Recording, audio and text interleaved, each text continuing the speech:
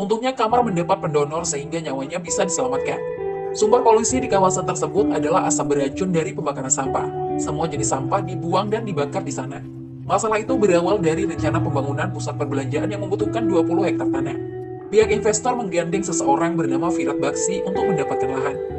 Virat sudah membeli sebagian tanah warga, lalu digunakan sebagai tempat pembakaran sampah agar warga lainnya mau menjual tanah atau pergi. Tinggal 10 hektar tanah yang belum dibeli Virat. Jika itu juga terbeli, masyarakat akan benar-benar sengsara. Sanjay berjanji akan menyelesaikan masalah sampah di Dharavi. Anak buahnya diperintahkan untuk membeli sisa 10 hektar lahan warga agar tidak bisa diambil alih oleh Virat. Selanjutnya, Sanjay akan melihat kondisi penerima organ mata Saisri yang bernama Vaidevi. Kedatangan Sanjay disambut oleh mertua Vaidevi, Satyaraj. Sanjay diomeli karena dianggap utusan Sudarsan yang merupakan paman Vaidevi. Satyaraj menolak uang yang akan diberikan Sudarsan untuk menebus perhiasan di Pegadaian. Sanjay mengiyakan dirinya utusan Sudarsan agar diizinkan masuk. Saat itulah Sanjay melihat seorang wanita yang matanya mirip dengan milik Saisri. Sanjay yakin 100% bahwa wanita di hadapannya adalah Vaidevi.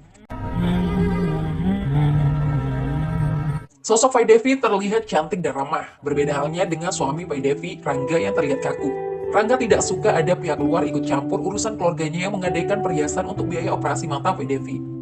Diam-diam, Sanjay menugaskan anak buahnya untuk menebus perhiasan milik Vaidevi. Perhiasan itu kemudian dikembalikan lagi ke Vaidevi. Setelah berbasa-basi, Sanjay pamit pergi. Tujuan berikutnya adalah melihat penerima organ jantung bernama Nisa. Sanjay menemui Nisa di rumah sakit karena jantungnya melemah lagi. Ayah dan adik Nisa terlihat sangat khawatir. Sanjay berpura-pura menjadi pendeta agar bisa masuk ke ruangan Nisa. Sanjay menghubungi dokter terbaik dunia, John William, untuk membantu para dokter rumah sakit setempat menyelamatkan nyawa Nisa. Berkat bimbingan Dr. John, Nisa bisa ditangani dengan baik. Sanjay sangat puas setelah melihat ketiga penerima organ Saisri. Sanjay merasa Saisri masih hidup meski berada di tubuh orang lain. Selanjutnya, Sanjay akan kembali ke Rajkot. Sayangnya, jalanan sedang macet karena ada kampanye Menteri Rakesh Pradhan.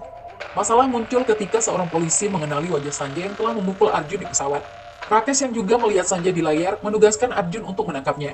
Sanjay dan para pengawal memilih kabur agar terhindar dari keributan. Tapi Arjun dan anak buahnya melakukan pengejaran.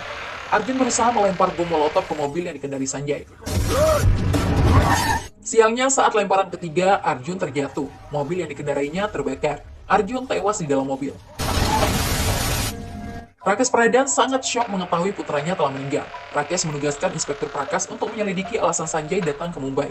Informasi yang didapatkan Prakas dari pelayan istana, Sanjay pergi ke Mumbai untuk bertemu para penerima donor organ Rani Sahiba alias Saisri.